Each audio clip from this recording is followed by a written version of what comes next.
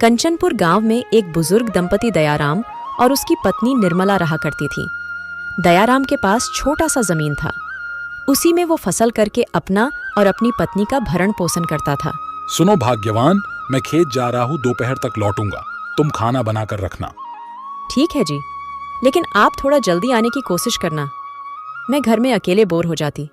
हुकाश हमारा भी कोई बच्चा होता, लेकिन भगवान ने मुझे एक भी औलाद नहीं दिया। तुम फिक्र क्यों करती हो भाग्यवान? मैं हूं ना तुम्हारे साथ।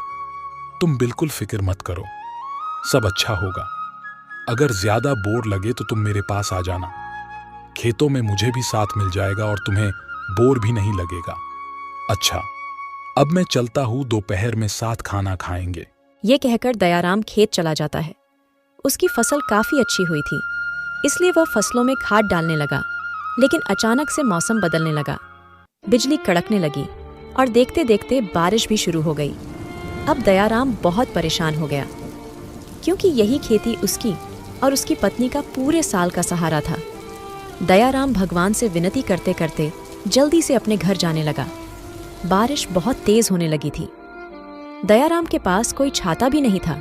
जैसे तैसे भीगते हुए दयाराम घर पहुंचा। फिर दयाराम की पत्नी ने खाना परोसा। दोनों मिलकर खाना खाए और भगवान से प्रार्थना करने लगे कि किसी भी तरह ये बारिश रुक जाए। लेकिन ये बारिश तो रुकने का नाम ही नहीं ले रही थी। दयाराम और उसकी पत्नी बहुत चिंता में पड़ गए थे, लेकिन वो कर भी क्या सकते थे। बस बारिश रुकने का प्रार्थना कर रहे थे और फिर सो गए। जैसे तैसे सुबह हुई। अब बारिश भी रुक चुकी थी। दयाराम और उसकी पत्नी खेतों में गए तो देखा पूरी फसल खराब हो चुकी है। ये देखकर वो दोनों बहुत दुखी हुए। अब उनका पूरा साल कैसे गुजरेगा, यही सोचने लगे।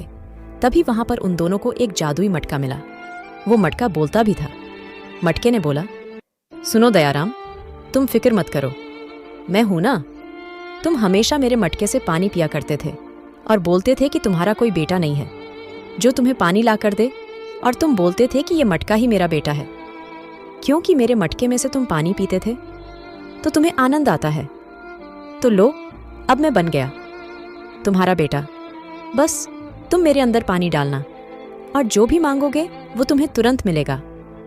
ये बात सुनकर दयाराम और उसकी पत्नी बहुत खुश हुए और उस मटके के सहारे खुशी खुशी जिंदगी जीने लगे।